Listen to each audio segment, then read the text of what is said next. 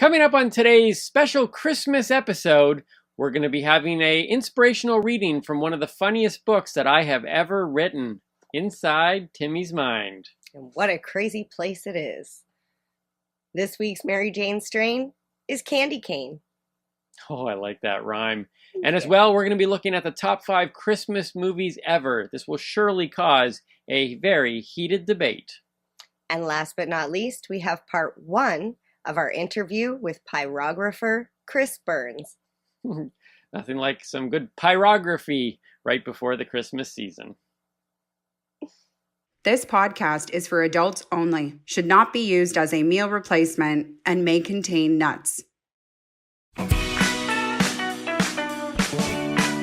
Hey everybody, and welcome back to another episode of the Noobie and the Doobie. My name is Timmy. I am the Noobie. Marijane, I am the Doobie. It is the Christmas season. Hence, I was going to say hence our outfits, but we occasionally wear outfits just because. You look super cozy. I love this. As if I found a furry onesie. Oh, I didn't know you were a furry. That's yeah, Google it. Seriously, you should look into furries. I learned about furries from my 15-year-old son. I learned about furries from watching CSI. Oh, I never watched that. No, someone died at a convention. And so they went to the convention and saw all these people walking around dressed as animals. And they went, what is this? It's a furry convention. It's funny. I just taught Vanilla Savage about furries because her son was talking about them. Isn't it crazy? Children know more about this kind of stuff. You might be out there right now thinking, "Well, wait, hold on. I don't know what a furry is." You just push pause and Google right now and then come back and join us. Yes. You'll thank us later. We'll give you a moment to do that. No, we won't. No, we won't. So that sounds like a short story. What does? The furries. The furries is a short story? We'll wait. No, we won't. That's a short link. I have no idea. Sorry, I'm trying to tie it into the theme of the day, and it's not working. That's okay. That's what we do best on this show. Things don't work. I love this. I feel like juggling. Hey, I appreciate this hat, by the way. The Doobie here went out and actually got hats done up. Mm-hmm. No, I made those. Yeah, no, you done them up, but you got the hats. I did them up. For like nothing, pretty much. Well, see, I'm a thrifty shopper, so sorry, I'm like poking myself in the eye. I had purchased the hats the end of season last year, so I got them for like next to nothing. That's the best way to buy Christmas stuff, right? Absolutely. Like on Boxing Day, you should be buying Christmas stuff. So this is one thing that I keep telling all my friends know, that I don't care about celebrating the event on the day that everybody else celebrates it. I don't care if we do Valentine's Day on the 14th, Christmas on the 25th. I think it's actually better to bump it a week after. Because if you bump it, like you're saying, you get all the deals. Mm-hmm. And I'm sorry, but Christmas costs a lot of money. So why not save some money and get some deals? I used to think Christmas costs a lot of money. Until I realized that I actually don't need to spend as much. You know what? It's one of those examples of how culture controls us, and then we get mad. So it's like Christmas is coming, and people are just like, "Oh man, I'm going to go into debt. It's going to be so expensive." And it's like, wait, hold on one second. Nobody's making you do this, and yet people feel compelled. Well, there's a borderline like guilt. There's a guilt placed upon you if you don't give. And you know, I'm a giver. I'm a huge giver. But I don't, like I said, I don't wait for a holiday to give. Right. I give all year round. I see something and I think of somebody and I'll buy it for them. And I'll give it to them. I'm not going to wait till Christmas. So I kind of feel like that should exempt me from giving people Christmas presents, because at least then I spread it out over 12 months. This is the problem with Christmas. Where's the extra money come from? I like that plan a lot. I actually you get lots of presents, don't you? Well, yes. But they're things you need. Here's the thing: people who think kind of like you but don't go full in are kind of like, okay, I'm going to get a lot of gifts, and hand them out throughout the year, or Maybe I'm I should going start to, keeping them. or I'm going to start buying the gifts and keep them till Christmas. Yeah. Except No, what if you bought clothing for somebody it and then doesn't work. they waited, what, 7 months and it sat in your closet, and now, like, I bought clothing for my niece and now she's too big for it. Yeah, no, it doesn't. I'll tell you why it doesn't work for most people is because it's not about the buying of the gifts. It's about buying of the gifts in the season. There's something about the hustle and the bustle, because I know somebody who buys the gifts throughout the year and then still loads up at Christmas because there's now Is it the music? I think it's the music, the atmosphere. Some people like I love Christmas. Lights. I used to dress up as Santa Claus every Christmas Eve, travel around to friends, some of them who were hours away. My sister and I made it as Christmas Eve tradition. Your presents was your presents. Yeah, I would call and organize. We'd have like a list of we'd add somebody new every year and surprise them. So we would have like my sister was like my elf navigator. So I would be all dressed up in Santa Claus. We would leave at 6 in the evening on Christmas Eve. I'd have a list of the list got to maybe 20 friends and people who were hours away in some cases. And we would schedule them. I'd map them all, and everybody knew that I might not get there when I said, but I will give you a heads up of how the travels are going. And I'll stop at a payphone. Well, we had the cell phones. I'm not that old. I thought it was the 80s. I just No. I was. Let's see. I would have already been in my 20s. Okay. Maybe 18, 19, maybe. Okay. And so I was. So I would drive around, and then every once in a while there'd be the surprise. And we showed up. We showed up at one of my sister's friends. Showed up at 2 in the morning because we had pushed everything back, and they did not know we were coming. We knocked on the door. And the mom came to the door, was so excited. I'm standing there in the Santa Claus outfit, so excited, great surprise. 2 in the morning. My sister's friend comes to the door, this is awesome. And then they said, they called for the father to come out. Oh, and wonderful. The father in his underwear? Did he come in his underwear? The father yells this, "Do I need to put on pants?" See, I knew that was a father thing. And look, that person is a man after my own heart. I was in my head. I'm like, don't put on the pants. I hate pants. I'll take off my pants now, and we can all chill. We can have a pantsless party. But the fact that they were up and still moving and excited to see us at 2 in the morning. So I love Christmas. I love the energy of it. But I long ago stopped mentally and emotionally being connected to the need for gifts or the need to buy gifts. And look, if anybody out there is offended because I didn't buy you a gift, then maybe we need to question relationships and relationship levels. If anybody should be offended, it should be me. Just saying. Well, you're not getting anything this year. Exactly. That's what I'm saying. But that's okay because I get things from you the entire year. 24/7. Yeah. So, and that's the way I feel people should live their lives. Don't wait for that special holiday. Don't wait till New Year's to make resolutions. There's so much pressure. And then people spend all that money. They spend the extra money. Or money they don't have. They didn't budget for it. They go out there all out. And look, when I grew up, I feel bad. I shouldn't feel bad because it wasn't my fault. My parents make their own decisions. But every year we used to get a big gift. I got my G.I. Joe aircraft carrier, which I still have at the house. I think it was $99.99. And back then in the 80s, that was a big Christmas gift. Mm-hmm. And every year we kind of got that one big gift that we wanted. And you were pretty spoiled. I'm just going to say you're pretty spoiled. My parents were very, very generous, very good to us. We didn't get everything we wanted, but there was always kind of that one real special gift, right? Mm-hmm. And I tried to do that with my kids as well. And then as everyone got older, though, I got less and less the whole. It's not even materialism. I like buying things. I think people should be making things. I'm not against that, but I'm a minimalist in my own life. So when people say, "What do you want for Christmas?" My answer is genuinely, I don't know, cash.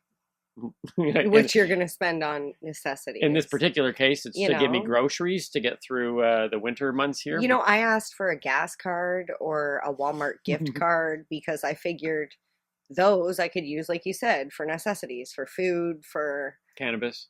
no, not at Walmart yet. You don't have a cannabis gift card? Somebody should look into that. I'm sure some of the stores might have them. Hmm. It's worth looking into. Mm-hmm. So we've got a lot coming up on the show today. We've got the Candy Cane Strain. Mm-hmm. We're going to talk about the best Christmas movies ever, which some people are gonna fight this list till they I'm die. interested. I already know what number one is. It's a very intense gift, or it's a very intense list. It's a very big debate. It is a gift to us as well. But because today is also Short Fiction Day, Mm-hmm. Oh no, this is the gift. we thought it was appropriate that I would read to you all from the funniest book I have ever written, Inside Timmy's Mind, which you can pick up by connecting with us, direct messages. It's also at the shop, timmyboyle.com. No, timmyboylecomedystore.com. Links will be below. But I'm going to read to you now, in honor of the Christmas season and Short Fiction Day, I'm going to read to you a story from my book. Are you okay with this? Yes, I'm just getting ready to enjoy. I feel like we should have hot chocolate I kind of do. instead of water. I love that mug. Here we go.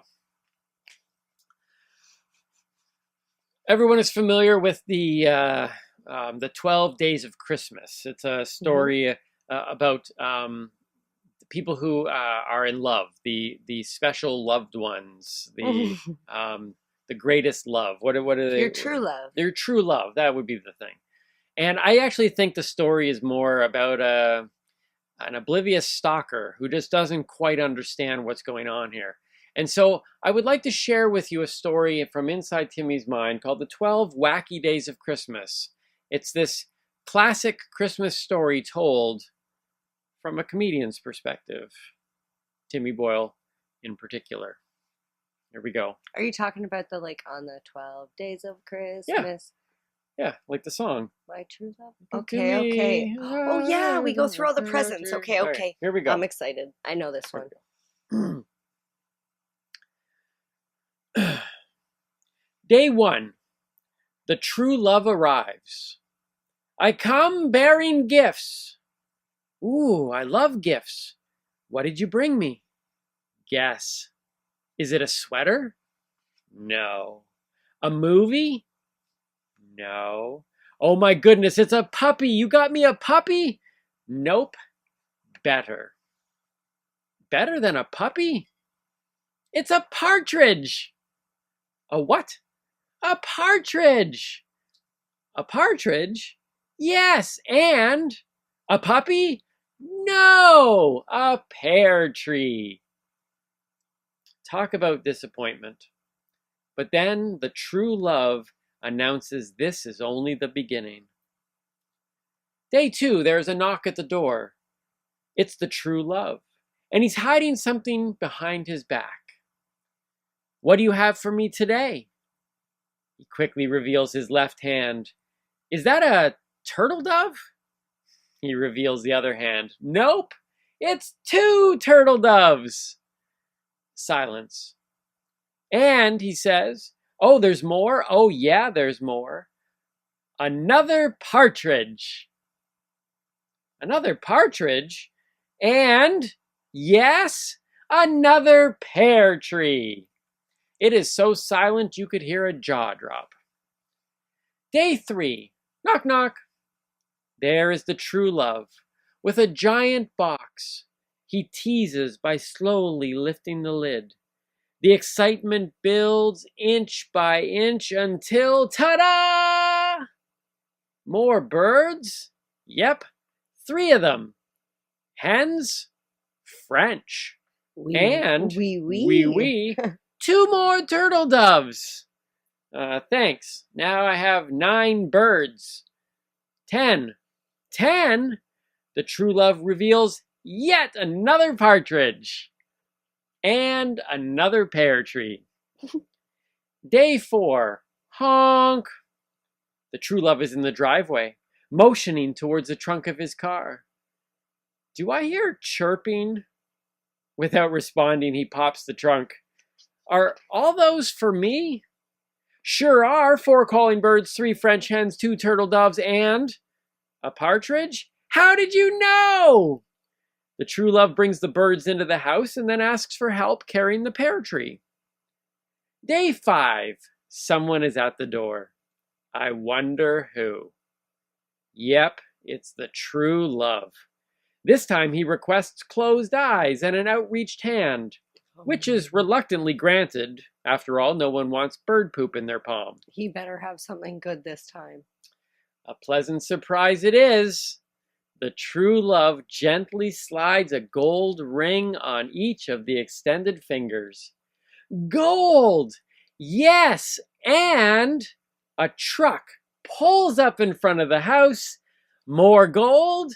No! More birds. 4 calling birds, 3 French hens, 2 turtle doves, and I know, a partridge and a pear tree. Of course. Day 8, a knock at the door. Who is it? It's your true love. Hold on a sec, I just stepped on another goose egg. Where should I put the 7 swans? Out in the back with the ones from yesterday?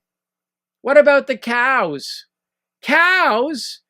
The true love is standing in the midst of 8 cows. He introduces the milkmaids that came with the cows, hands over 5 gold rings, takes the swans to the pond, leads 23 other birds into the house, and plants another pear tree. Day 12. It's been a really hectic couple of days. Along with the addition of more birds, cows, and milkmaids, there are now 11 pipers piping and 47 lords and ladies leaping and dancing all over the place. Does anyone hear that?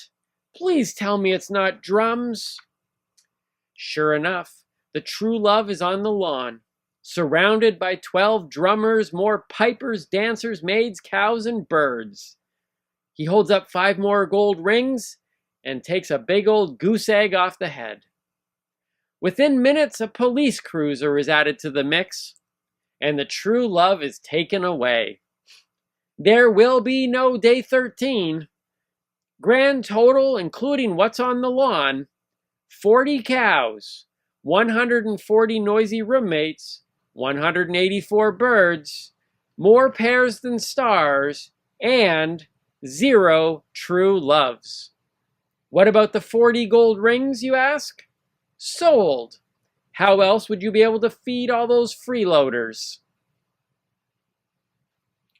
Wow. You know, I never ever looked at it that way, but that's a lot of gifts. And I think that should just go to prove that buying a present for somebody just because you should buy a present for somebody may not always be the best thing. Maybe they may not like the present and it might be a little too much. Look, not everybody wants to have How many birds 12 was that? partridges. I don't know. Just, I hope this Christmas season that you too will come to grips with the fact that there is no such thing as a true love. Well, sad face. Well, at least we know this. The difference between a true love and a stalker is that the true love buys you the one item that you love. Everything above that, maybe a restraining order is needed. Maybe that's the Christmas gift. Maybe the gift one day. that keeps on giving. So, are you ready to get this thing rolling? Oh, you know I'm always ready for that. Roll it!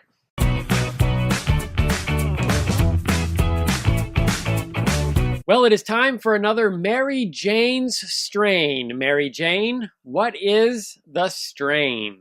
Well, the strain is candy cane. Mary Jane's strain candy cane.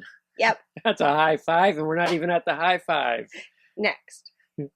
Coming up. Yes. High five. High five. No.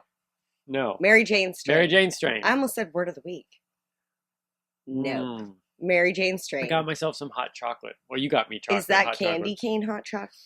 I don't know. Is it? You made it. No. I did not tuck a candy cane No. in there. And you actually asked me if I wanted one, and I was like, no, because nobody likes candy canes. No, that is a trick, if you will. Hot chocolate with a candy cane in it, and you just stir it around, and the candy cane melts, and then you have the equivalent to a peppermint hot chocolate. Okay, I wasn't thinking. I should have said yes to that. I don't like. Did your tree ever have? We literally, growing up, we would have candy canes that would be in the decoration box for like a decade because nobody ate the candy canes. They were just decorations. You know, we have one candy cane that sits in the decoration box, and it has a pipe cleaner, a brown pipe cleaner like this. Oh, to make it look like a reindeer? Around the neck of it, and eyes. It has googly eyes.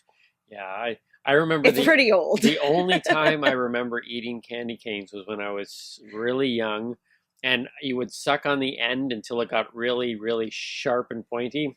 And then what? Poke your tongue? No. So you could shank your cellmate. Isn't that your sister? No. She was in the women's prison. I was in the man's prison. Mary Jane Strain. All right. Cane. Yeah. Now that we went down that little rabbit hole there, like Shawshank Redemption. So candy cane, specifically the autoflower from Crop King seeds, is an indica dominant hybrid. Question? Answer? Autoflower? Yes. So this is the one that you smoke when you're driving? No. Definitely not. No.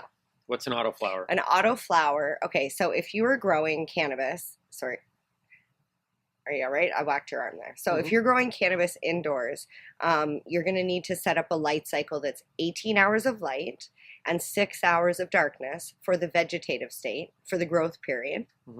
And then you're going to need to flip the light cycle to 12 hours of sunlight, or sunlight, and 12 hours of darkness, which is emulating or simulating. I never remember which word is the right one. But anyways, you're basically creating the end of summer. Okay. So you're changing the season. Right. And when you do that, you turn it into flower, into the flowering period, life period of the plant. However, an autoflower is already predetermined. It will flower regardless. You could leave it under awesome. 18 hours of light, 20 hours of light. It will still flower. And I've seen the amount of work that you go through to grow your cannabis plants. Yes. And how complex and specific it needs to be. Yep. I would think an autoflower would be the way to go. Well, they say it's idiot-proof way of growing. Like if you want to try growing in the beginning, you should try an autoflower. I personally believe that if it's just the light cycle that's concerning you, you need to remember 18 and 6 and then 12 and 12. You literally can buy yourself a timer, which you should do because you're not going to remember every day to go in. I don't care if you have an alarm that goes, hey, you got to turn your light on in your garden. Right. You're not going to remember to go in and turn it on and turn it off. Okay. And if you don't turn it off when it's supposed to be off or turn it on when it's supposed to be on, you're going to mess the plants. And it's just going to confuse it. It could go into flowering, out of flowering. It's just, don't do it. Just get a timer. All right. Yeah. Okay. But autoflower, it's. We should have done this as a word of the week. Maybe.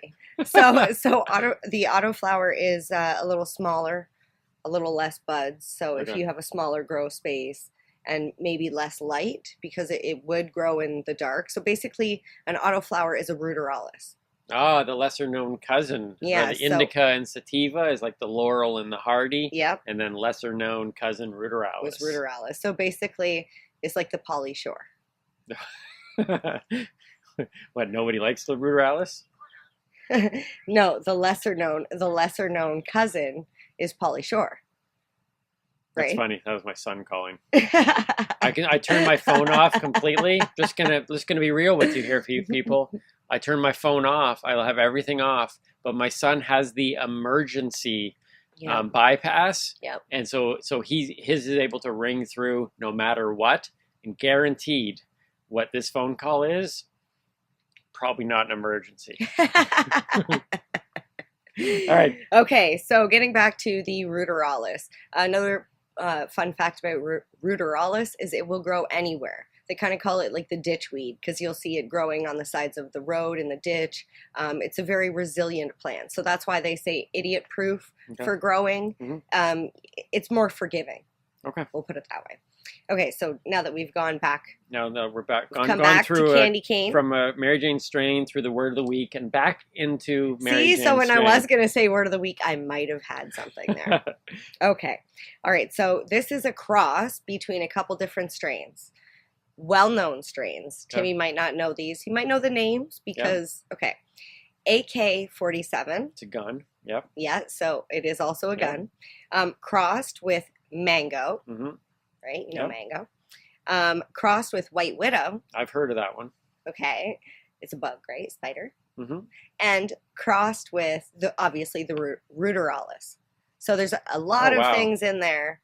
So there's a lot of parents, a lot of strains going. Like, is there some way to trace?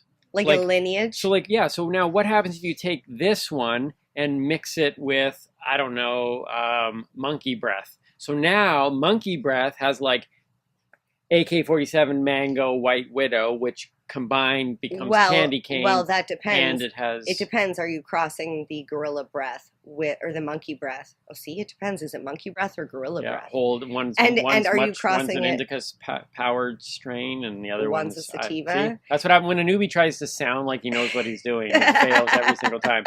So this lineage thing, though, there are websites that can track down exactly like what the parent, like say for example the AK-47, what the parent strains of the AK-47 is, because you have to go all the way back to find the landrace, the original strain.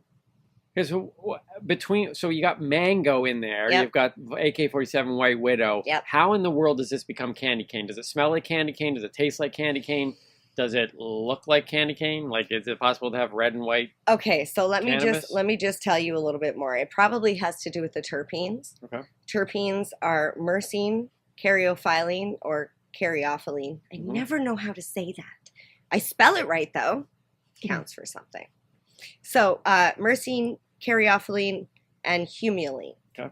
So those probably, it's very hoppy and like sweet at the same time. Maybe it has like a smell of mint. Right. Okay. I haven't had the pleasure of growing this strain yet. Right, but you've taught me a lot about how the terpenes is where that smell comes from, and so I could see it. Maybe it has a minty kind of thing. Yep, the flavonoids and the terpenoids. And all right, so it becomes candy cane. Yes. Right.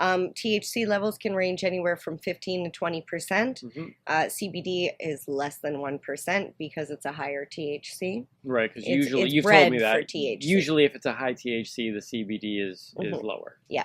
You can find equal CBD to THC, but most of the time it's around 8 to 10%. Okay. Or lower. Right. Or lower. Let's see here. Some people have said this cannabis strain makes them feel relaxed, happy, and euphoric. Just like candy canes. Ooh, for some. And for others, actually for everybody. Side effects for everybody of this strain red eyes, may include red eyes, dry mouth, yes, or cotton mouth, or the munchies. Really? Well, I mean, a lot of cannabis will cause the munchies. Ooh, and the giggles. And the giggles. Well, if you're euphoric, I can see that. See, I should go out and get some crop. I almost said crap. Crop king seeds. Sorry. Crop king seeds. All right. Get yourself some candy cane this Christmas season. Autoflower.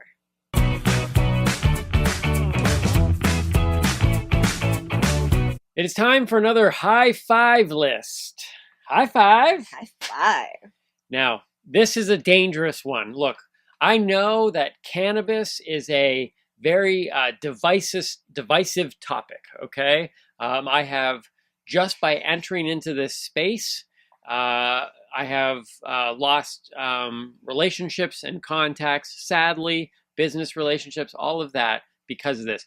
What I say over the next few minutes, though, in regards to listing the top 5 Christmas movies of all time, could pretty much alienate me from another large group of people. I'm excited to hear what's on this list. Well, it's not, you know what? It's not, I bet you there are almost, everybody will agree with portions of the list. Nothing is going to be like one in and of himself is going to cause this thing. Well, one might. Okay. But the point is that when you're talking about Christmas movies, there's such... That's funny. In my head, I'm like, Home Alone better be on this list. Right. So people at home are probably doing the everyone's same going, thing. I am going. This is the type of list that makes people go, I will watch this list, because if this movie is not on this list, I am going to flip a table. This is a flipping the table moment. But I'm in control on this, though. So this is Timmy's top 5 Christmas. I'm not even going to say that. You know what? I'm putting my hands here because I don't want to flip the table. Not even going to say that. This is the definitive top 5 best Christmas movies ever. Not Timmy's opinion. Flat out top 5 Christmas movies ever. Okay. You ready for this? Got my cheering. Don't flip a table. Now, if it's good, I'll cheer. I just recently came across, it was Esquire magazine. Okay. You just seen Esquire? It's like been around for years. I just came across this particular list from Esquire magazine. Oh, okay. They listed the 60 best Christmas movies of all time. Now, listen to me. That's a lot. Yeah, exactly. Who's going to go through that list? I did not have much issue with the first 15. Wait, you went through the whole list? Oh, I scrolled through the list. I would have been like 60. I scrolled through because I wanted to see. 10. This is a list that I needed to see. I needed to see where certain movies ranked, and I wasn't happy with one in particular. But the top 15, almost everything on there, even though they don't make my list, I'm like, you know what? That's pretty solid. Okay. And then after that, though, like, in fact, I have 3 of the top 5 that they chose. 3 of those top 5 are in my list. Okay. So I was very happy with kind of that top 5 and into the top 15. Okay. Moving on from there, though, it got dicey. Like, I considered maybe 7 of the next 45 like decent Christmas movies. So, like, we're talking, I honestly think that when you're talking about Christmas movies, good ones, 25 might be the deepest you want to go into a list. Like, once you start to hit 25 of these movies and go on to like Esquire's 60 best Christmas movies, I bet you will be able to go, you know what, this could easily go off the list, this could go off the list, this could go off the list, and you probably get yourself down to maybe 25, maybe 30, which means that 25 is that number where you got, okay, this one, does it make it, does it not? That's funny. I can see the brainstorming session now. Come on, I need another one. Just find another one. 60 is lazy. And if you saw this list, you'd be like, that's not even close to a Christmas movie. Esquire magazine, you can do better. 60 is just lazy writing. People are just like, I'm just going to Google Christmas movies and put them, because I don't even think, like, I'm going to tell you this, Eyes Wide Shut. You know the movie Eyes Wide Shut? That really weird movie? I've never seen it, but I've seen the cover. Okay. It's Kidman, right? It was ranked, okay? Eyes Wide Shut was ranked ahead of Die Hard. Now, you might not think Die Hard's a Christmas movie. It doesn't matter, but nobody thinks Eyes Wide Shut. Is that a Christmas movie? Apparently it has some underlining Christmas theme. I thought it was about weird Illuminati people, but anyways. I've never seen it. Right away I was upset. But I've even, look, there were ones in there, some recent ones. Office Christmas Party, that was with Bateman and TJ Miller. That's a good movie. Anything Bateman's in is good. We're talking Seth Rogen's The Night Before was pretty funny. You made me watch that one. A Very Harold and Kumar Christmas, which I'm going to review on the next episode. It's good for Harold and Kumar. Well, in a top 60 Christmas movies, it's fine to be on there. For sure. Okay, but 25 is as far as I would go, and 5 is real. Like, this was tough, actually. When I got to past the first 3 for me, I was like, ooh, which ones do I put into 4 and 5? Like, that's how tight it gets. Okay. So I think 25 would give, but I'm not doing a Timmy's high 25 list. I'm doing a high 5 list. High 5. Here's what is high 5. Here's what is clear. No matter where you stand on this Christmas movie list thing, the 50s and the 60s, and the 80s going into early 90s is Christmas gold. Okay? Like, pretty much every movie in the top 15 on this list, and probably in my own list, comes from those 2 eras. In fact, I believe that 1983 to 2003 might be the golden age of Christmas movies. Okay? Now, I would say this.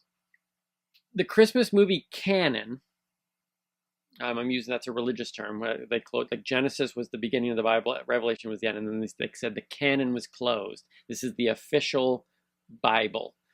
I'm saying that the Christmas movie canon could be closed in that window, starting at 1983 to 2003. Some other books might kind of, you say, can we include those? And you say, well, yeah, you could probably include some from the 50s and 60s. But really, you would not be missing much if you watched movies in that 20-year span. Didn't A Christmas Carol come out before that? It did. And that would be one that I would probably see as an exception. Okay.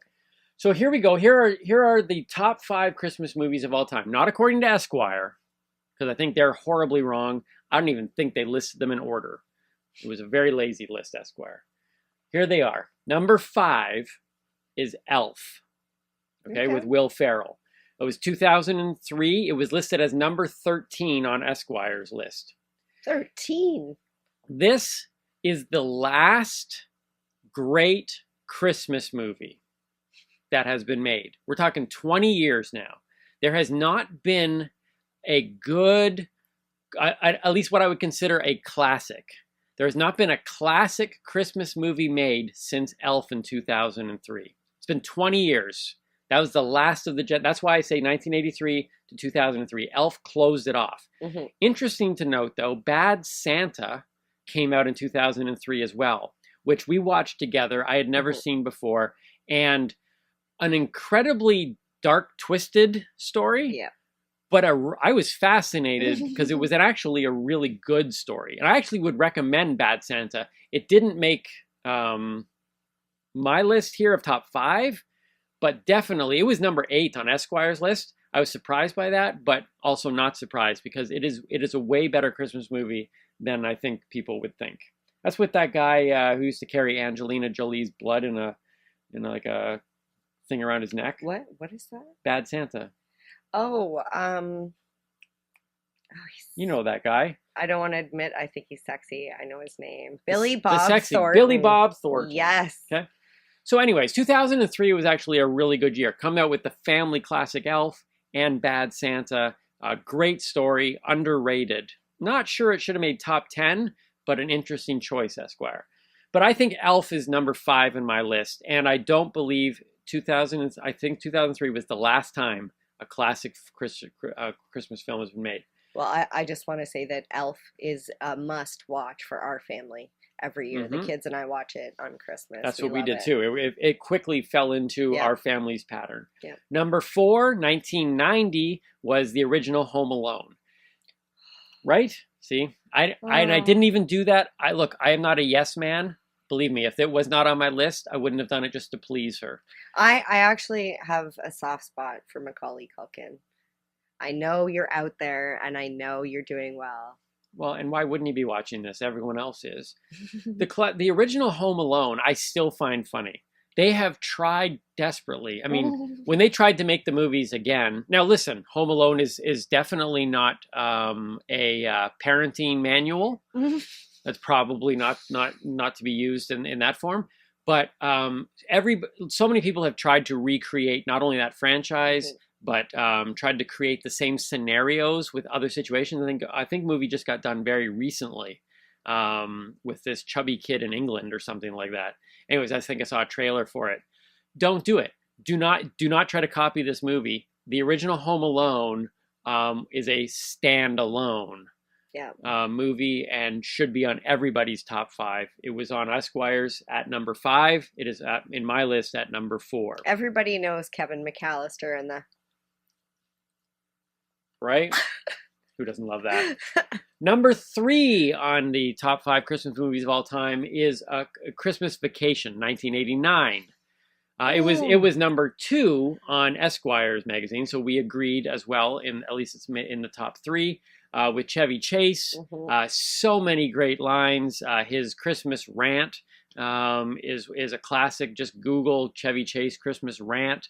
But you've got to see Christmas Vacation. Everybody knows the house full of lights, right? And the station wagon with the tree on top. Right. Actually, right? on the way to your house, Did you see that the other day?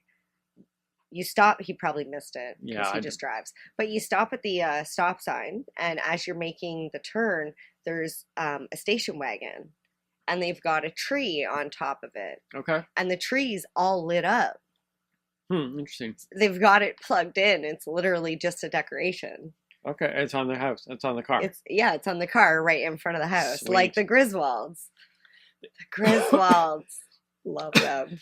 That movie has almost perfect comedic timing all the way through.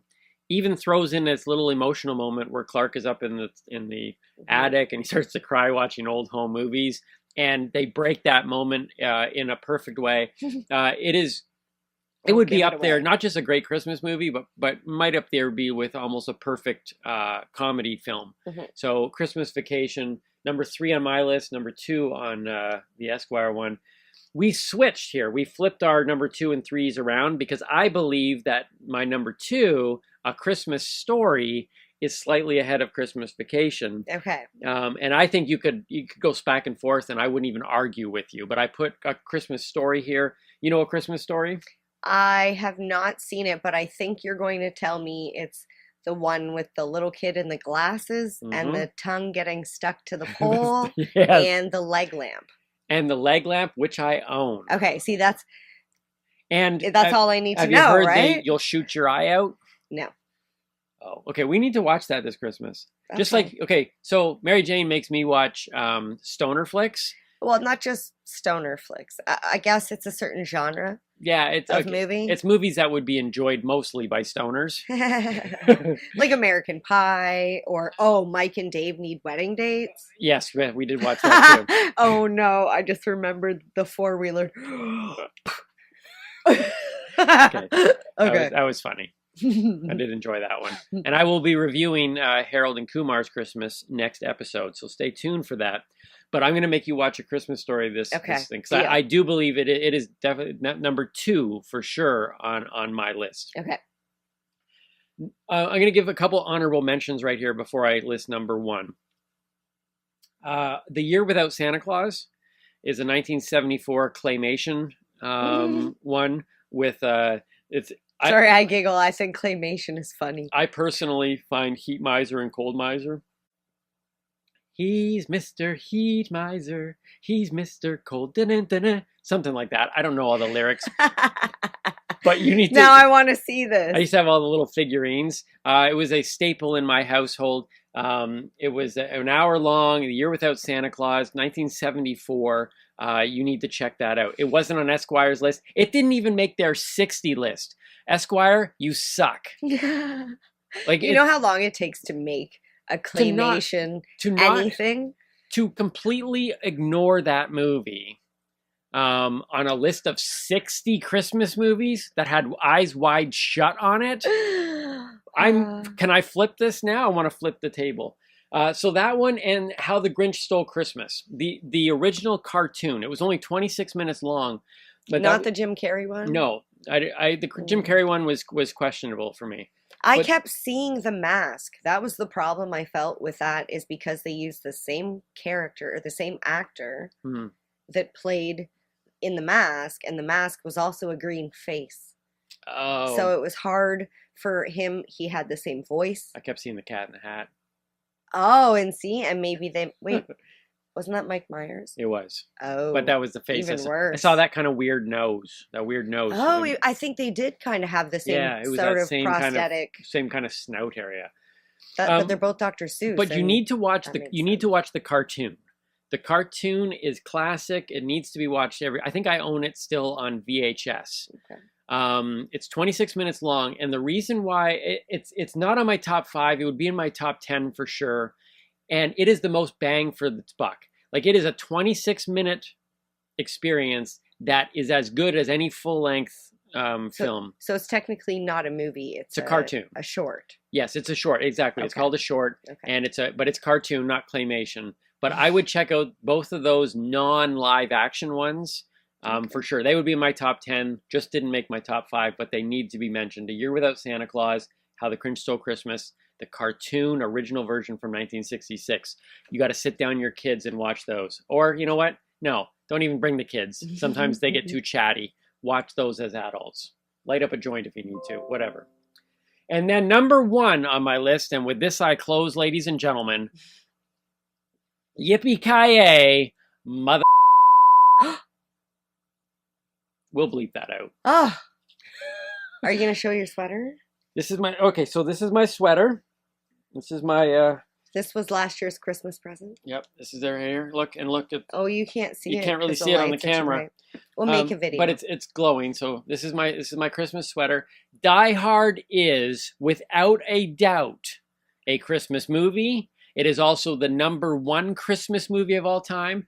I feel like deserves a little cheer. If you agree with me that a Christmas Vacation was a pretty perfect comedy film, Die Hard could be one of the most perfect films from beginning to end. The fact that it is also a Christmas movie, there is no doubt in my mind that it is number 1. I love Christmas Vacation a lot. I watch it every year. I watch A Christmas Story every year. I watch Home Alone almost every year. These are all fantastic films, but nothing comes close to Die Hard. It is not only is it the greatest Christmas film of all time, it is one of the greatest films of all time. And how Esquire put it at 26 behind Eyes Wide Shut. I will never, ever read Esquire again. I've never read Esquire in the first place. Shame. But Die Hard is, let's just set the record straight. Die Hard is a Christmas movie, one of the greatest movies of all time, and definitely the greatest Christmas movie of all time. Do you have anything you want to throw in about this list as we get ready to wrap up this high five? Okay, so I have one thing to add about Die Hard because I already added my sense as we went along. Die Hard is not only one of the better comedies that I've seen, and I watch a lot of comedies. It's one of the better action movies that I've seen because I don't like action movies. So it's a very good balance between action and comedy and a little bit of romance in there too. A little bit of romance, a great story, a great villain, a great characters, and it's great not writing. It doesn't feel like it's like, you know, like in certain action movies, you know it's going to be an action movie because from the very, very beginning, it starts, bam! This one you're like, wait, what's going on? Like you're saying, in the story part of it. I am going to, in the new year, during a cinema review, I know it's not a stoner flick, but I'm going to spend some time, because I really need to break down Die Hard, and I'm going to do it here probably on the show. I watch Die Hard every year on Christmas Eve with my daughter. I might not be able to do it this year. Life is slowly changing. But I'll tell you that is my Christmas Eve movie, Die Hard. Ladies and gentlemen. Oh, wait. Comment. Before you're done, I have one thing. I'm done with the list. But I have one more thing I just want to say. Oh. Because you said we have to watch A Christmas Story. Yes. And I've never seen that. And I'm pretty sure you've never seen this show that I found on Netflix just recently. It's called Happy. It's also a Christmas movie. Or no, it's a series because there's 2 seasons. Oh, you've told me about Happy. Yes. I started watching it because it had an imaginary unicorn. And that's all I'm going to say. Why wouldn't you watch it then? Yes. And it's a Christmas thing. So if you're looking for something to watch, and you've already run through Timmy's list of movies. And that's not on Esquire's 60, so clearly there's even more out there. Well, you see, that Happy show was not technically what I thought it was going to be. And not generally what I watch, but I couldn't look away. Well, if you're looking for something interesting on the Christmas season, I'm going to take her word for it that it's in there. It's not on my top 5, but please comment below in whatever form you're watching this at. Send us a message. Let me know where I'm wrong. That's funny. Yeah, that's funny. But let me know where I'm right, and let me know which other movies you would put. Let's increase it to a top 10, and let's just assume my top 5 are right. What would be the 5 after those would be the better way to put it. And see, I want to say, what is your top 5? I'm going to make my own top 5 movie list. It will be different because obviously I've never seen A Christmas Story. So. That's my high 5 list. Merry Christmas. High 5. Hey everyone, and welcome back to another episode of On the Spot with the Noobie and the Doobie. We are so excited today to be joined by Chris Bennett / Chris Burns. There's a story around that, but Chris, thank you so much for joining us today. No problem. Thanks for having me there, Timmy.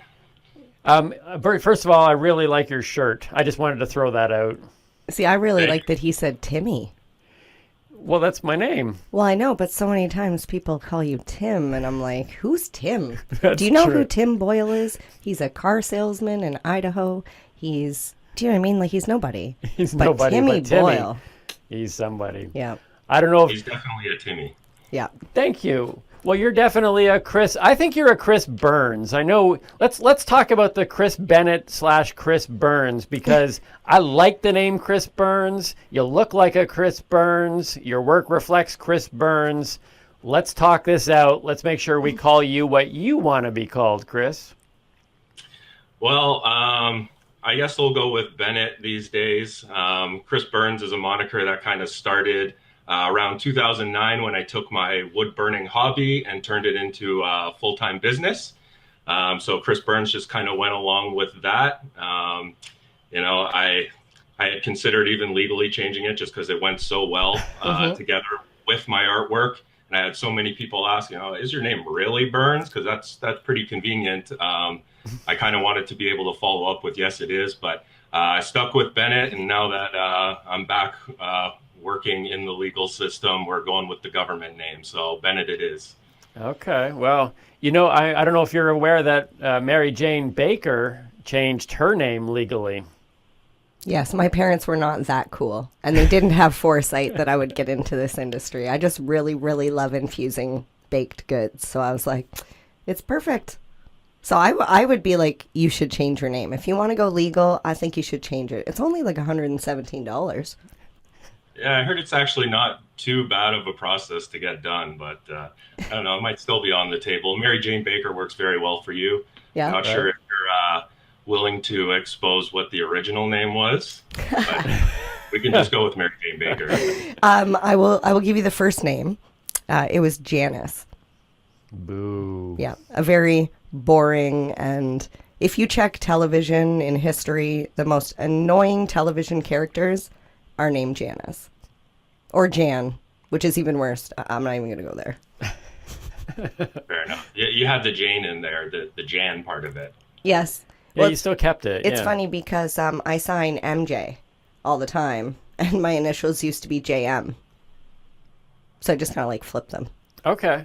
I like that. Yeah. See, there's a way to do it. Timmy was also a branding name. So okay, I understand, you want to go with the legal name of Chris Bennett, dealing with just keeping it all above board legal type of thing. But I thought your name was Chris Burns, and especially when I saw your artwork, and I wasn't as familiar with you as MJ was, but I see your artwork, you're burning wood. I actually thought what people think of her and go, wow, his name's Burns and he burns wood? That's amazing. So what is it about burning wood that got you excited? How did you talk to us about, first of all, what It's funny you you do say in the process? burning wood, because it's not just burning wood. That's what I want him to explain. Yeah, he's going to get into it. And Chris, I'm guessing some of that artwork behind you is yours. A few pieces. My house is littered with artwork from people that I've met along the way. Yeah. I'd like to kind of display theirs more than mine, but there are some pieces of mine kicking around here. Yeah. I've had the pleasure of actually seeing, I got a little sneak peek inside Chris's place, and the artwork inside is beautiful, and you can see all of it on his Instagram, which we'll share a link to. But yeah, explain what it is, because you're not just burning wood. Yeah, I mean, at the base of it, you kind of are Thank burning you. wood. But I tried to give you a little bit more credit. Come on, Chris. no, I don't, honestly, saying I'm a wood burner, or the more fancy term pyrographer, never really I don't know, I never liked the title. I mean, even though that is essentially what I'm doing, and it was always hard for me to kind of just say I'm a straight up artist, but yeah, I don't know, wood just kind of reached out to me. I had no real background or experience with it.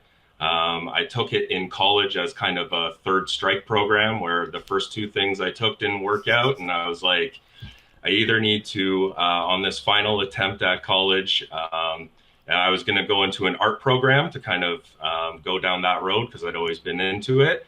But I decided to go with the trade. So I ended up taking a cabinet making class, or like a course. I got a diploma in it and stuff.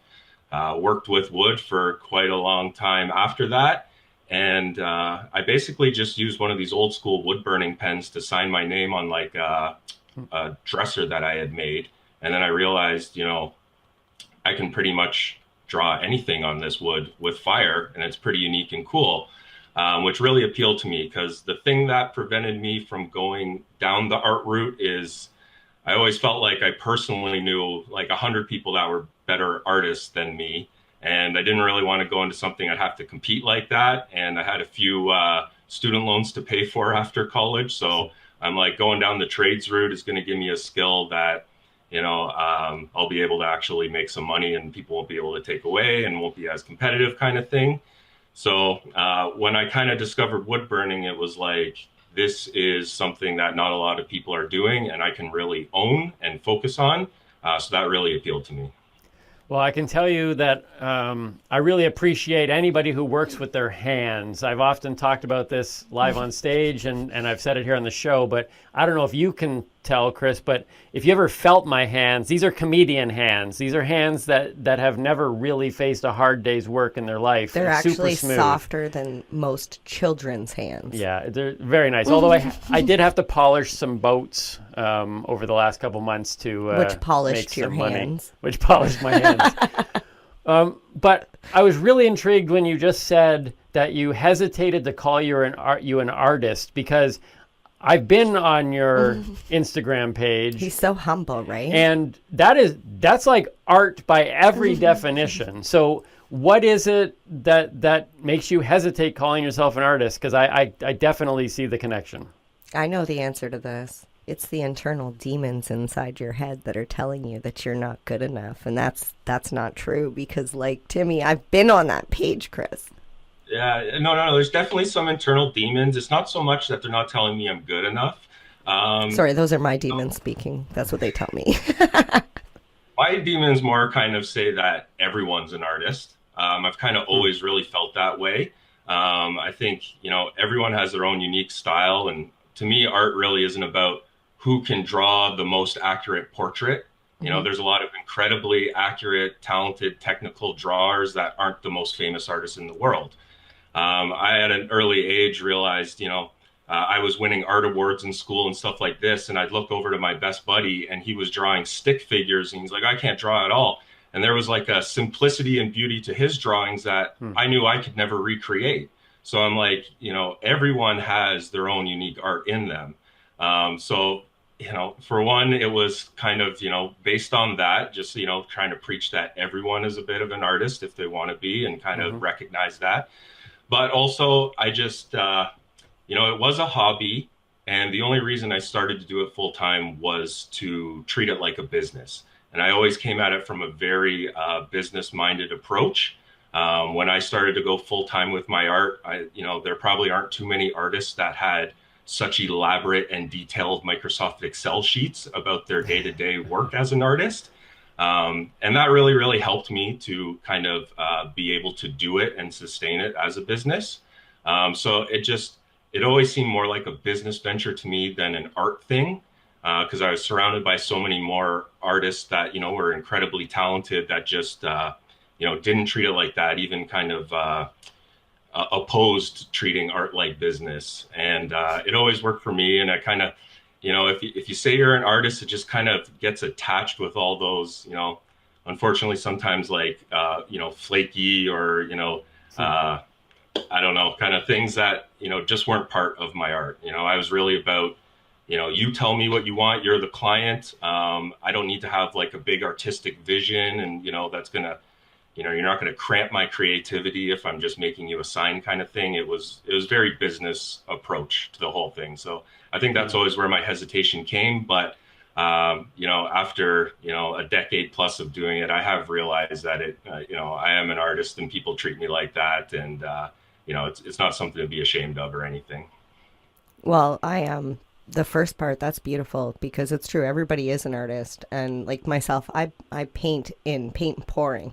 You basically just take colors, put it in a cup, put it on a canvas. Anybody can do this, but you're right. Everybody's I've tried color to do choice is different. Everybody's method, the way they move, the finished product is completely different. So I agree. Everybody is an artist, whether it's telling jokes or painting or woodwork. And I just want to say on the second part, as an artist, I wish I treated my art a little bit more like business, because then I wouldn't be giving things away and I wouldn't be undercutting myself. I would value my time and my work. And maybe the starving artist, like, method of thought would disappear if people would just treat art a little bit more like business. So, and I just want to say personally, as you were talking, I was thinking about the 7 acres sign that you had done. My God, that was beautiful. That is beautiful. I'm like, I love that sign. And I'm sure that was commissioned, right? Like you went in and said, tell me what you need. Yeah, that was actually for an event. As things were getting closer to legalization, I started to hook up with 7 Acres, and kind of like I could see the legal industry was on its way. And, pun intended, I was getting burnt out on burning cat portraits to pay every phone bill kind of thing. It wasn't always the funnest projects I was doing. So while I was super proud of that, and, I wasn't exactly starving kind of thing while being a starving artist, it definitely, I could see a bigger potential in cannabis moving forward. So started to do some things with them, which included like a big burning that I did live at an event that they were hosting. It was a commission piece that they ended up hanging on their wall afterwards, which was really cool. And then that kind of was the beginning of the transition to me going into the legal cannabis industry. So, Chris, I don't know if you know much about our story here, but as a newbie, so I'm a non-consumer, MJ kind of got me to try cannabis 3 times. Bowling score went down. I decided some things aren't. Far. What's that? Just smoking so far.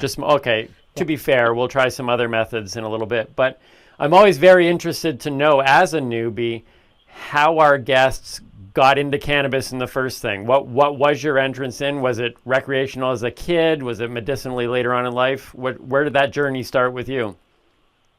Gotcha. So I always like to say the only thing I know and have more experience with than wood is weed, and kind of leads me either way. I'm burning trees for a living, so it's kind of nice. A cool part of it. Okay, you got to go with Chris Burns now. Period. Just make it happen, buddy.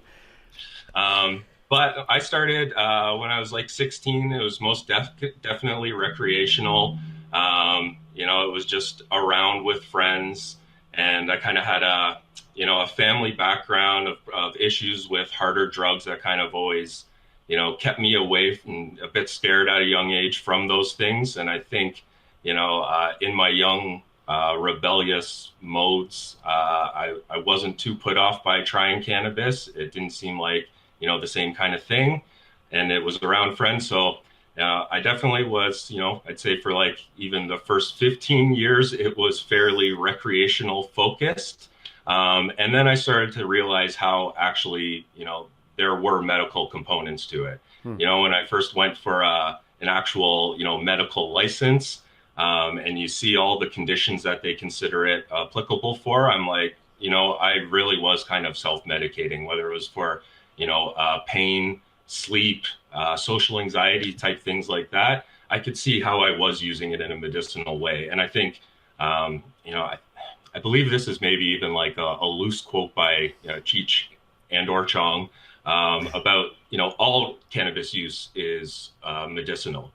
And the term R&R apparently was like something that came from the military, that it was actually prescribed to soldiers that like, hey, rest and relaxation are very important to your health, mental and physical.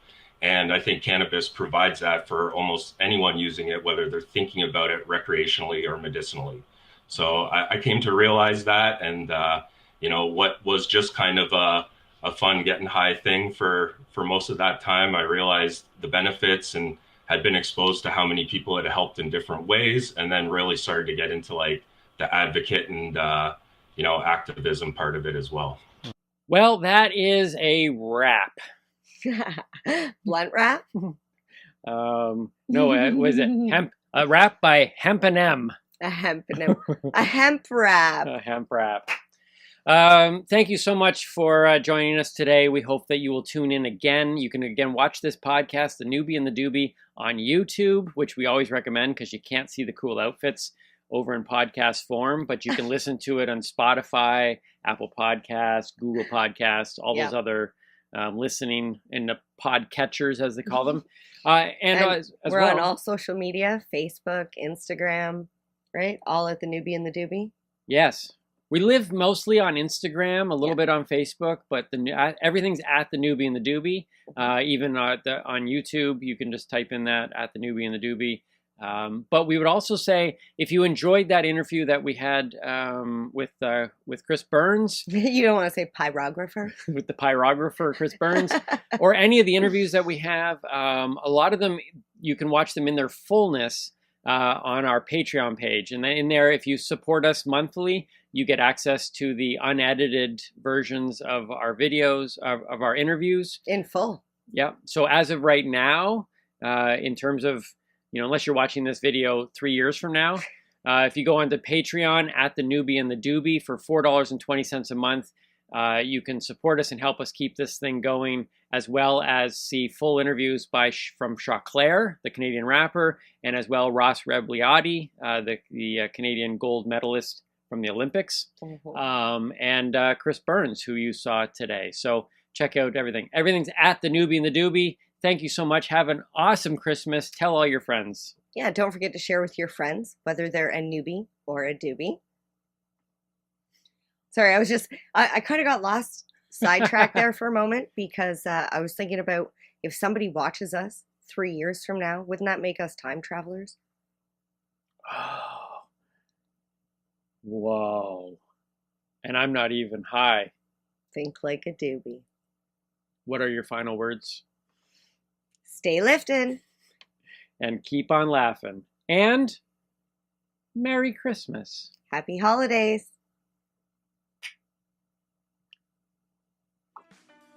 Yippee-ki-yay, mother...